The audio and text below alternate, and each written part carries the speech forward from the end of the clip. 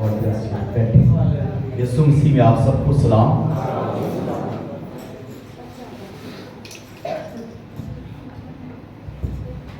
Bible मुकद्दस मेरे साथ खोलें। पैदाइश की किताब, पहला बाब, पहली आयत।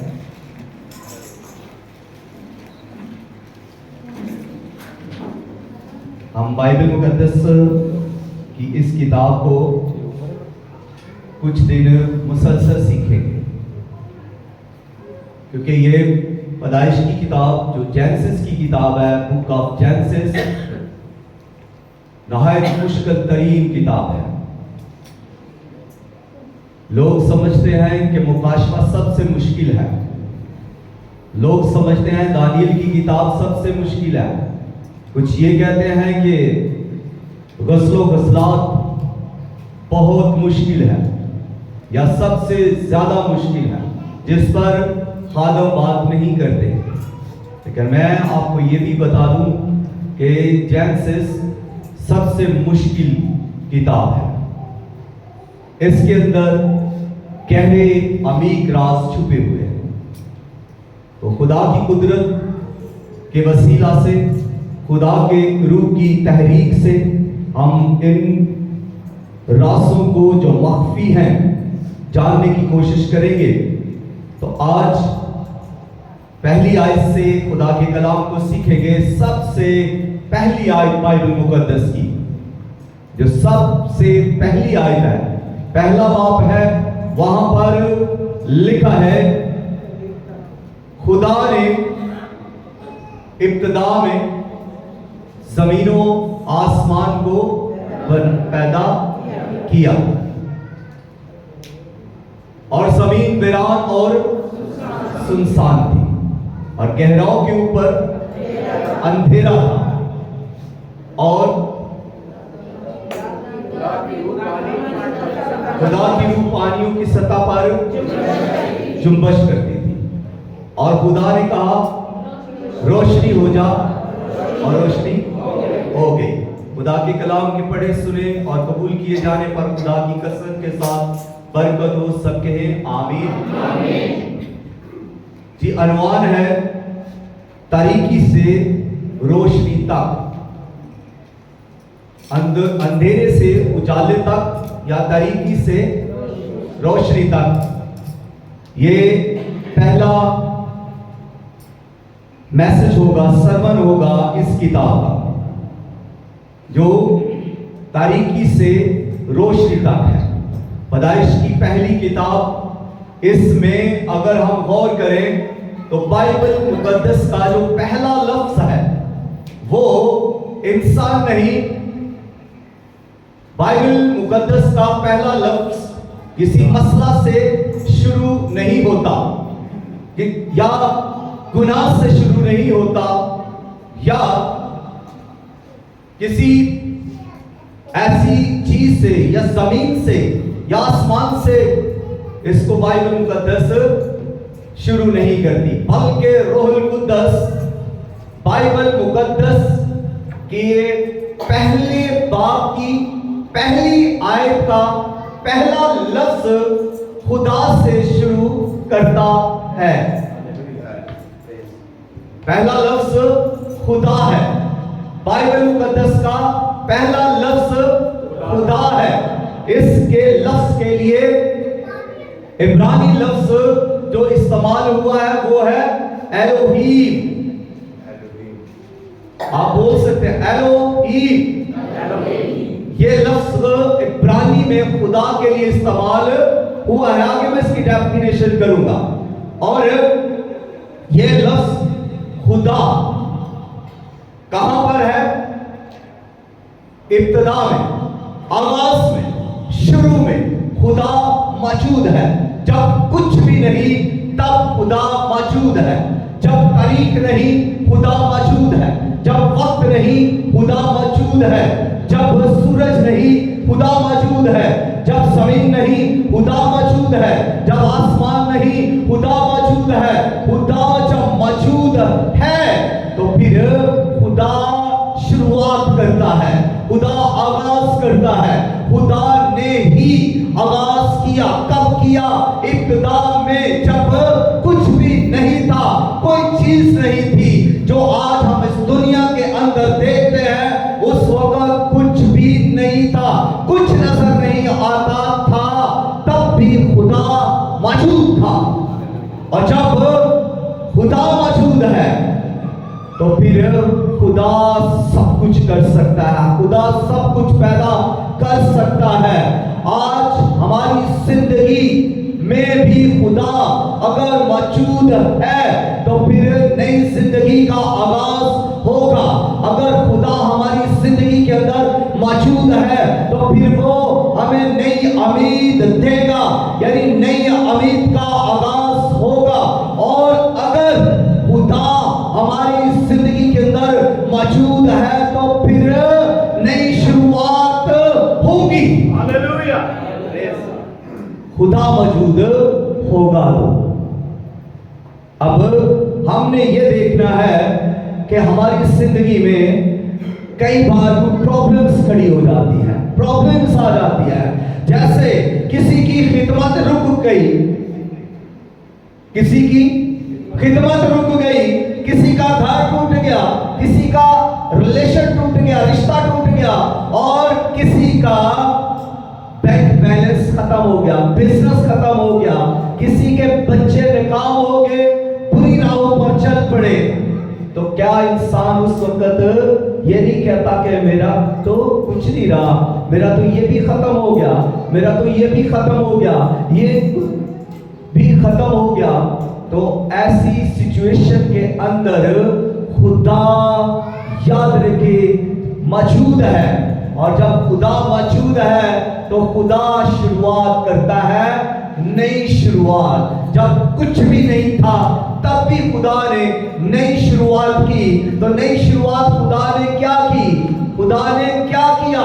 खुदा ने लिखा है, खुदा ने इब्तिदा में। अब इब्तिदा क्या है? जब कुछ भी नहीं था, जमीन के ऊपर कुछ भी नहीं था, तो अगला क्या लिखा है कि आसमान, और फिर इसके साथ जोड़ा गया लफ्ज और जमीन। आसमान और जमीन को पैदा किया। अब खुदा ने जो काम किया वो ये किया, खुदा ने आसमान को पैदा कर दिया, जमीन को पैदा कर दिया। खुदा ने ये काम किया। ये पहली आयत। बस ये काम हुआ, खुदा ने आसमान बना दिया। लेकिन आसमान बनाया, आसमान पर सूरज नहीं था। आसमान पर जो हम सूरज देखते हैं वो नहीं था, चांद नहीं था, सितारे नहीं थे, कहकशाएं नहीं थी। ये खुदा ने नहीं बनाए, सिर्फ आसमान बनाया। फिर जमीन बनाई, और जमीन पर समंदर, नदी, नाले, दरख्त, ये सब कुछ जो हम देखते हैं खुदा ने नहीं बनाए, खुदा ने जमीन बनाई।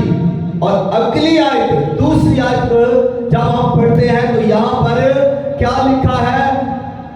और जमीन वीरान और सुनसान हो गई। आसमान की बात यहां नहीं की गई, यहां पर बात जो की गई वो जमीन की बात। अब इस आयत में खुदा क्या करता है? जमीन को लेकर आगे चलता है। खुदा ने इस वीरान जमीन को, सुनसान जमीन को, जिसके ऊपर क्या है? तारीकी छाई है, घेराव के ऊपर क्या है?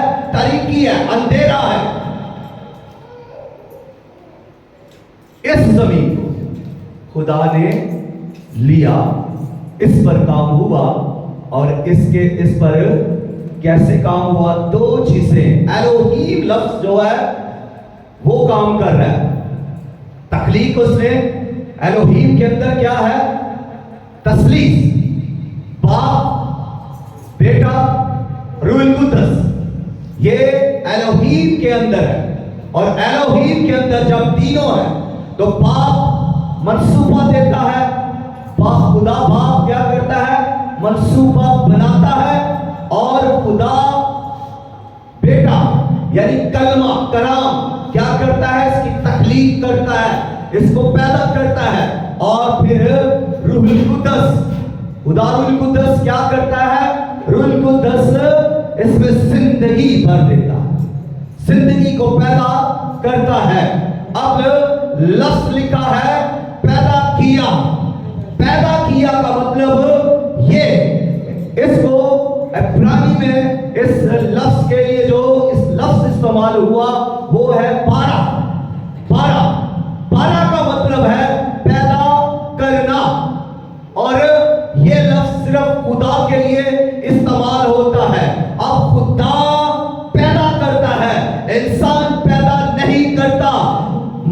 गौर कर लीजिए, इंसान बनाता है, खुदा पैदा करता है। इंसान बनाता है, खुदा पैदा करता है।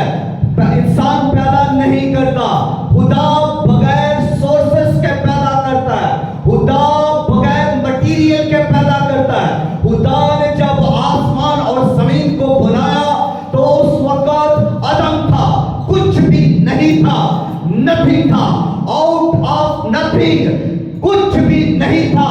तो खुदा ने उसमें से जमीन बना दी, उसमें से आसमान बना दिया। कोई मटेरियल खुदा ने नहीं लिया, खुदा ने उसको पैदा किया और कलाम की कुदरत से पैदा किया। खुदा पैदा करता है। अब आपके जहन में एक सोच चल रही होगी कि बच्चा पैदा होता है, बच्चा बनता नहीं है। सवाल उठाया जा सकता है, लेकिन आपको बताना यह चाहूंगा कि यह भी बच्चा भी खुदा पैदा करता, इंसान नहीं। इंसान कुछ भी नहीं कर सकता। बाइबल मुकद्दस बयान करती है कि औलाद किसकी तरफ से मिरास है, खुदावंद की तरफ से मिरास है। अगर खुदा ही औलाद ना बख्शे तो इंसान क्या कर सकता है?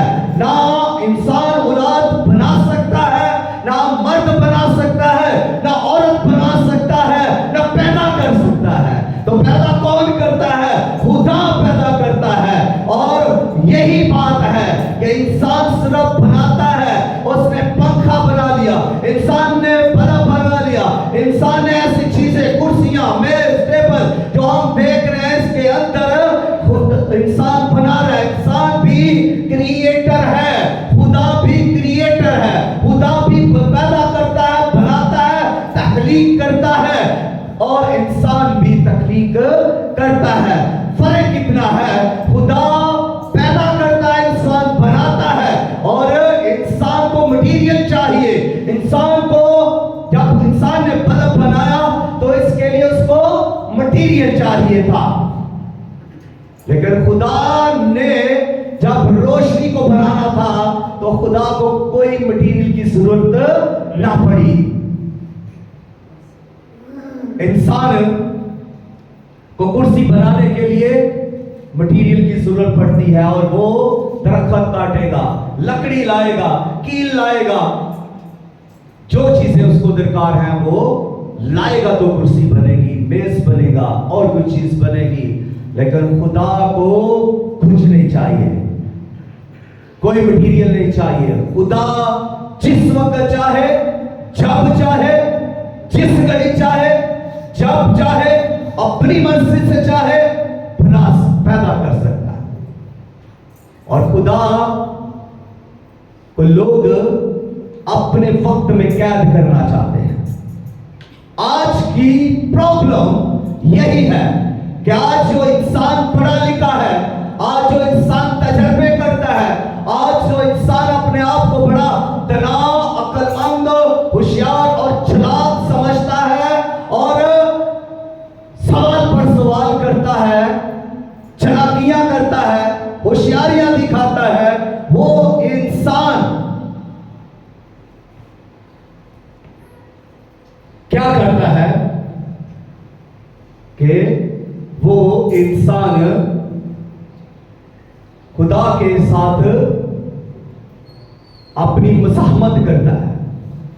और मुजाहमत ये करता है कि खुदा मेरे टाइम पर मुझे दे, यानी खुदा को कैद करना चाहता है अपने वक्त में। इंसान अपना वक्त तैयार करता है, मुझे अगले साल में 4 व्हील चाहिए, मुझे अगले साल में एक नया घर चाहिए।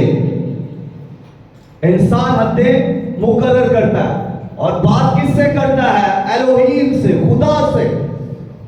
और एलोहीम खुदा को इंसान कैद करना चाहता है, अपनी मर्जी पर चलाना चाहता है। खुदा किसी की कैद में नहीं, ना खुदा वक्त की कैद में है, ना खुदा दिन की कैद में है, ना खुदा तारीख की कैद में है, और ना खुदा हिस्ट्री की तारीख में जो है कैद में है, ना इंसान की कैद में है। इंसान, खुदा तो इन सबको बनाने वाला है। खुदा ने ही वक्त को बनाया, और खुदा ने दिन को बनाया, रात को बनाया, खुदा ने समंदर को बनाया, जमीन आसमान को खुदा ने ही बनाया, और कैलेंडर को भी जो इंसान आज लिए फिरता है खुदा ने ही। तो फिर इंसान खुदा को अपने कैलेंडर पर, अपने मंसूबे पर चलाना चाहता है।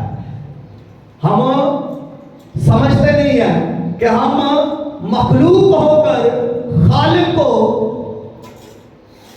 अपनी मर्जी देते हैं, अपना मंसूबा देते हैं।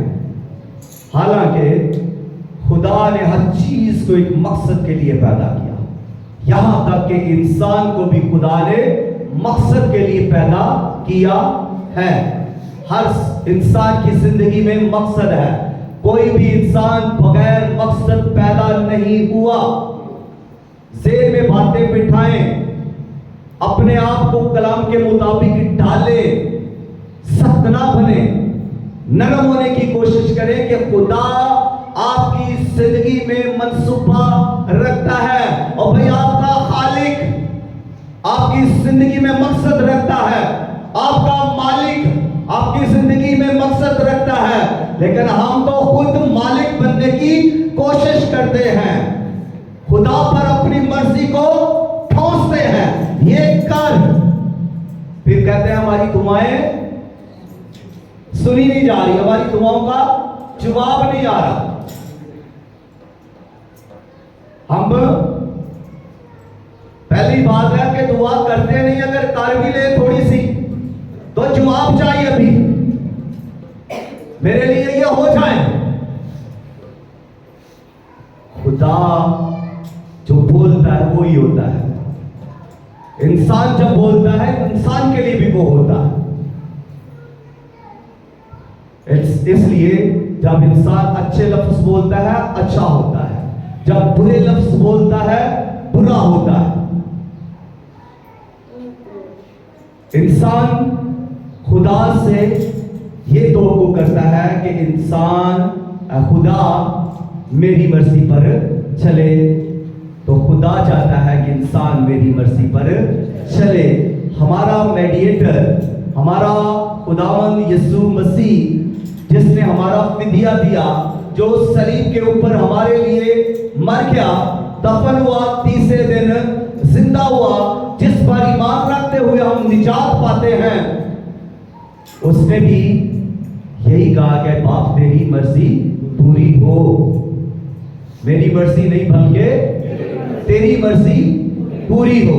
तो बाप की जब यीशु मसीह मर्जी पूरी कर रहा है, हमें कौन सी प्रॉब्लम है कि हम अपनी मर्जी पूरी करना चाहते हैं? लेकिन हमारी दुआएं, हमारे ख्यालात, हमारे मुकासद यही है कि मेरा मकसद पहले पूरा हो, मेरी मर्जी पहले पूरी हो, बाद में खुदा की। इंसान आज खुदा से शर्त लगाकर बैठा हुआ है, अगर तू ये करे तो मैं करूंगा, अगर तू मेरा ये काम करे, मुझे जॉब दे तो मैं शुक्रगुजारी करूंगा, अगर तू मुझे बिजनेस दे तो मैं तुझे इतना हिस्सा दूंगा। लोग शर्त लगाकर बैठे हैं, अगर तू मुझे गाड़ी दे तो मैं शुक्रगुजारी करूंगा। गाड़ी तुझे उसने 50 लाख की दी है, शुक्रगुजारी कितने की कर रहा है? 1 की लंबी बड़ी बातें और मंसूबे बड़े, लेकिन काम छोटे, दुआएं छोटी, बातें छोटी। 2 घंटे की इबादत है, फिर भी कोई बंदा 2 घंटे की इबादत नहीं करता। 10 से 12, लेकिन लोग 11 बजे आ रहे हैं, टाइम घटा रहे हैं अपनी इबादत का, कम इबादत कर रहे हैं आपको पूरी इबादत करने का वक्त की जरूरत है। जब टाइम 2 घंटे का है तो मतलब 2 घंटे इबादत करें। जब 3 घंटे का टाइम है तो 3 घंटे इबादत करें। जितना वक्त ठहराया गया है उतना वक्त खुदा को दे, तो फिर जो आपके लिए ठहराया गया है खुदा वो आपको देगा।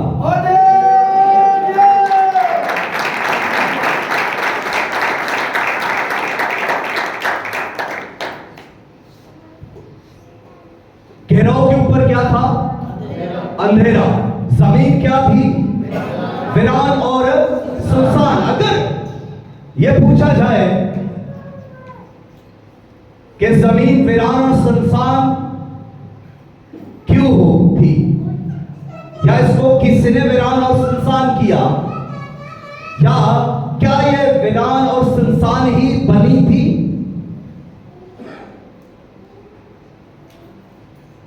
तो बाइबल मुकद्दस ये कहती है कि खुदा कोई चीज भी आपस पैदा नहीं करता। खुदा अगर इंसान को बनाता है तो उसको बेकार नहीं बनाता, वीरान नहीं बनाता, सुनसान नहीं बनाता। जमीन को खुदा ने बनाया है तो वीरान और सुनसान खुदा ने नहीं बनाया। खुदा जो काम करता है वो कंप्लीट काम करता है, बेहतरीन काम करता है। और दूसरी बात, खुदा जो भी काम करता है वो अपने जलाल के लिए करता है। वो किसी कौम के लिए खुदा नहीं करता कि इस कौम का बड़ा नाम हो, किसी खानदान के लिए भी नहीं करता कि इस खानदान का बड़ा नाम हो। खुदा अपने जलाल के लिए काम करता है। उसने अगर जमीन बनाई तो अपने जलाल के लिए, आसमान बनाया तो अपने जलाल के लिए, और इस आसमान के अंदर जो कुछ भी खुदा ने बनाया, सूरज चांद सितारे, तो अपने जलाल के लिए। जमीन के अंदर जो कुछ और जमीन के ऊपर जो कुछ और समुद्रों के अंदर जो कुछ और जंगलों के अंदर जो कुछ खुदा ने बनाया, फसाओं के अंदर जो कुछ खुदा ने बनाया, वो अपने जलाल के लिए ही खुदा ने बनाया। और बाइबल ये भी कहती है कि खुदा अपना जलाल किसी दूसरे के लिए नहीं जाहिर करता, बल्कि खुदा अपना जलाल अपने लिए दिखाता है। हालेलुया। और खुदा ने आपको भी इसलिए पैदा किया कि आप उसका जलाल जाहिर करें। जमीन को उसने इसलिए पैदा किया कि जमीन उसका जलाल जाहिर करे। खुदा ने आसमान को पैदा इसलिए किया कि उसका जलाल जाहिर करे।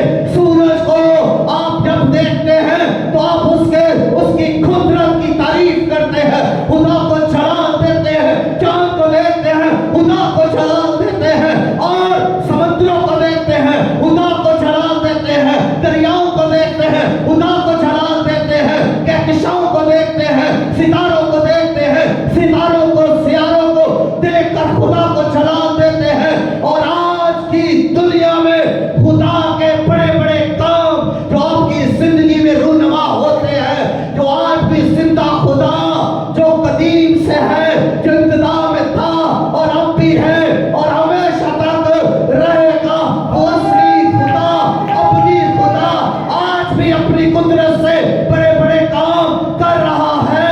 उसकी कुदरत खत्म नहीं हो गई कि उसने आसमान बना दिया और जमीन बना दी, बल्कि उसकी कुदरत आज भी उसी तरह जबरदस्त काम करती है। हालेलुया। तो ये आयत जो है ये खुदा के जलाल को जाहिर कर रही है, ये खुदा को प्रेजेंट कर रही है, उसकी कुदरत को, उसकी हशमत को, उसके इख्तियार को जाहिर कर रही है, उसकी बेमिसाल पावर को जाहिर कर रही है। ये पहली आयत एलोहीम खुदा की शख्सियत को जाहिर कर रही है और साथ में ये जाहिर कर रही है कि इंसान जो बेईमान हो जाता है उसके ईमान को पुख्ता करती है। यहां पर जब खुदा जमीन आसमान बनाता है तो सिर्फ ये जमीन आसमान ही नहीं बनाता, इसकी बुनियाद नहीं रखता, बल्कि इंसानों के लिए ईमान की भी बुनियाद रख देता है। बाइबल मुकद्दस के अंदर जो कुछ भी है उस पर ईमान लाने से पहले अगर आप इस बात पर ईमान रखते हैं कि खुदा ने ये जमीन बनाई, खुदा ने ही आसमान को पैदा किया और जमीन को पैदा किया, तो बाइबल के अंदर जो कुछ भी लिखा है, जो कुछ भी बना है, जो कुछ भी खुदा ने किया है, आपका ईमान उस पर हो जाएगा। आप उस पर ईमान रखेंगे, उसे ईमान के साथ कबूल कर लेंगे। लोग मूसा के जमाना में लोग कहते थे ये जमीन किसने बनाई, सवाल उठा, लोग कहते थे ये जमीन देवताओं ने बनाई, खुदा ने ये जमीन नहीं बनाई बल्कि देवताओं ने ये जमीन बनाई। मिस्र के अंदर जब लोग थे तो मिस्र के अंदर सूरज उनका देवता था, सूरज उनका खुदा था, दरिया नील उनका खुदा था और फिरौन भी उनका खुदा समझा जाता था। और बाबल के अंदर जब लोग हैं तो वहां पर भी बाबल के अंदर भी देवताओं की पूजा की जाती, बुत परस्ती जबरदस्त तौर पर की जा रही थी। और लोग क्या कह रहे थे, लोग उस वक्त भी यही कह रहे थे कि ये जमीन हमारे देवताओं ने बनाई और देवताओं के दरमियान जंगें हुई और उन जंगों की वजह से ये जमीन बन गई, मार्स से वजूद में आ गई। खुदा कोई नहीं है, वो मानते नहीं थे, वो बेईमान लोग थे, वो बुतप्रस्त लोग थे, वो देवताओं की पूजा करने वाले लोग थे। सदियों तक लोग यही करते आ रहे थे और यहां पर मुकद्दस मूसा मर्दे खुदा, मर्दे दुआ, खुदा से हम कलाम होने वाला, खुदा से की बातें करने वाला, खुदा से बातें करने वाला, शरीयत लेने वाला, ये फिर उनके सामने ऐलान करता है कि लोगों सुनो, बुतप्रस्तों, देवताओं की पूजा करने वालों, सूरज की पूजा करने वालों, दरिया नील की पानी की पूजा करने वालों और तरह तरह के देवताओं की पूजा करने वालों, ये तुम्हारे खुदा नहीं है। एक खुदा है जिसका नाम एलोहीम है, जो इब्तिदा में मौजूद था और हमेशा रहेगा, वो आज भी मौजूद है। और उसने मुकद्दस मूसा ने लोगों को बताया कि खुदा ने ये जमीन बनाई, किसी देवता ने ये जमीन नहीं बनाई, ना किसी देवता ने आसमान बनाया है, ये खुदा, वाहिद खुदा, एलोहीम खुदा, कदूसो बरहक खुदा, असली खुदा और कुदरत वाले खुदा ने, जो कादिर मुतलिक है, उसने ये जमीन और आसमान बनाया है। ये इसकी हिस्ट्री और तारीख है। लोग उस वक्त ईमान नहीं रखते थे, तो लोग आज भी बहुत सारे हैं जो ईमान से खाली हो चुके हैं। जमीन वीरान और सुनसान थी। क्यों वीरान और सुनसान थी? वीरान और सुनसान का मतलब क्या है? बेतरतीबी, खालीपन। जहां बेतरतीबी हो, जहां पर कुछ भी ऐसा तरतीब के साथ ना हो, उजड़ा पुजड़ा, बिखरा हुआ और ना होने के बराबर, खाली, बेकार, ये जमीन ऐसी हो गई। यहां पर लफ्ज लिखा है थी, यानी वीरान और सुनसान थी। तो अगर इसको दूसरा तर्जुमा इसका लिया जाए इसका ठीक का तर्जुमा जो बनता है वो है हो गई, हो गई। मतलब कि इसको वीरान और संसान करने वाला भी कोई था। पहली और दूसरी आयत के अंदर क्या आप समझते हैं कि एक तसलसल के साथ काम हो रहा है, एक के बाद दूसरा हो गया, कोई टाइम पीरियड नहीं है इसमें। क्या आप ऐसा समझते हैं? पहली आयत यह है कि खुदा ने इब्तिदा में आसमान और जमीन को पैदा किया, ये आयत कंप्लीट होती है यहां। इसके बाद दूसरी आयत शुरू होती है और जमीन वीरान और सुनसान थी। अब इसके दरमियान, पहली और दूसरी आयत के दरमियान आप कितना वक्फा समझते हैं, कितना इसके अंदर टाइम लगा होगा इस आयत के अंदर? ये एकदम से नहीं हुआ, खुदा ने बना दिया। इसके बाद जो अब काम हुआ वो ये कि जब आसमान पर जंग हुई तो लूसीफर को नीचे गिराया गया। तो कहते हैं जी इसकी तशरीह करने वाले कि जब उसको जमीन पर गिराया गया तो वो बड़े गुस्से में जमीन पर आया, कहर के साथ जमीन पर आया। और जब वो जमीन पर आया तो उसने आकर जमीन की तबाही कर दी। जब उसको आसमान से गिराया, आज आप भी किसी को किसी के ओहदे से हलाक कर दें, चर्च से निकाल दें, ड्यूटी से निकाल दें, तो वो क्या करेगा? आराम से नहीं बैठेगा, आपके खिलाफ काम करेगा, तबाही मचाने की वो पूरी कोशिश करेगा। तो यही काम अगर इब्लीस ने, शैतान ने जमीन पर किया, जमीन को वीरान और सुनसान कर दिया। और गहराओं के ऊपर क्या है? अंधेरा। गहराओं के अंदर, पानियों के ऊपर अंधेरा छा गया, जमीन जो है अंधेरे के अंदर डूब गई। अब मैं एक बात आपको कहूं कि जमीन पानी के अंदर डूब गई, दूसरी बात के अंधेरे के अंदर डूब गई।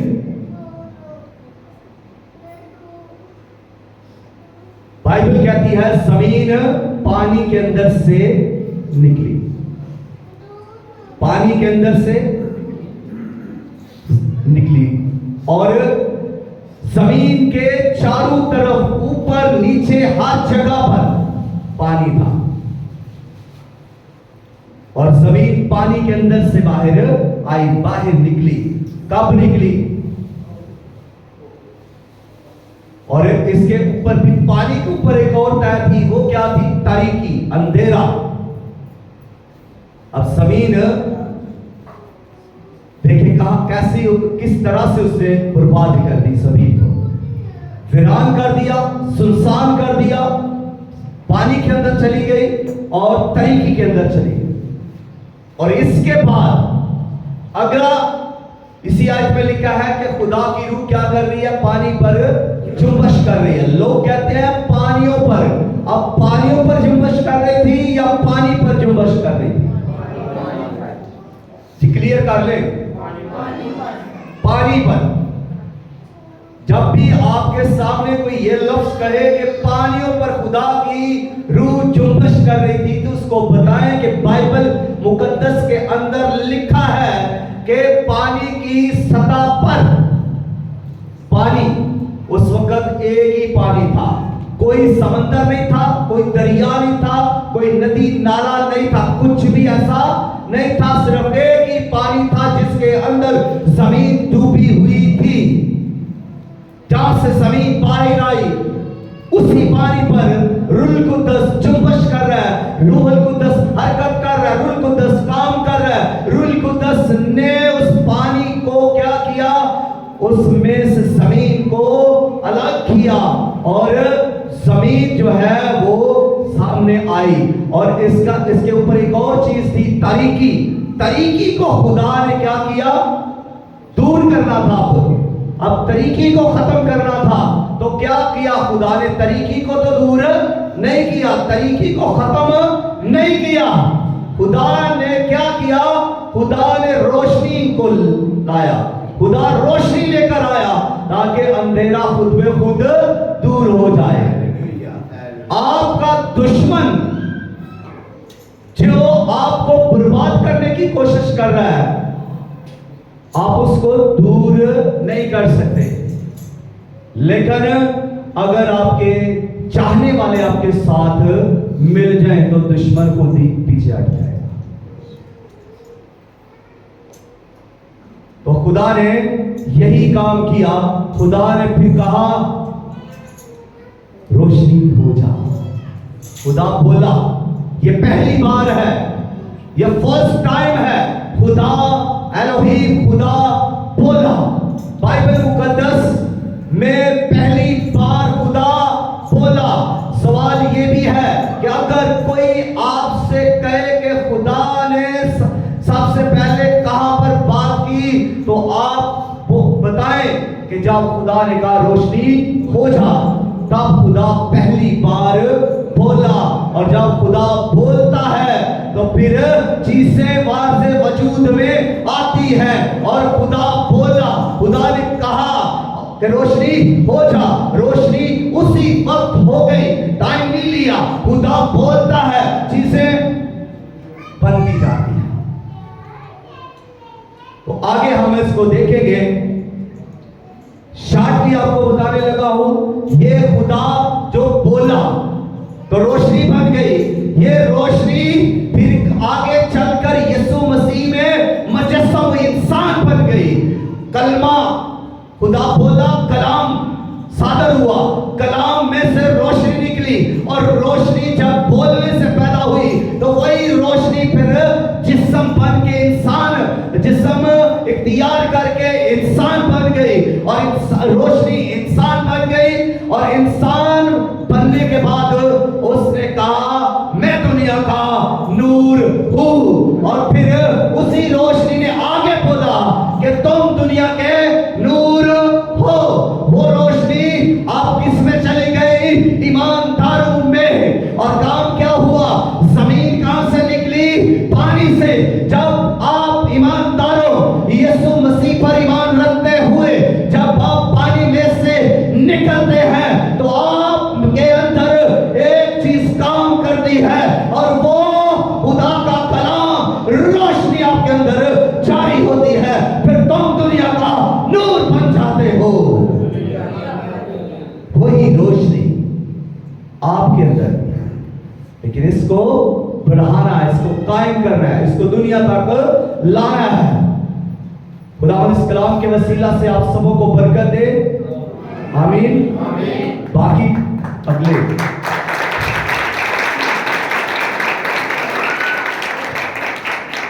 थोड़ी देर के लिए हम सब मिल अपने कदमों पर खड़े होकर दुआ करेंगे। जो कुछ आपने सीखा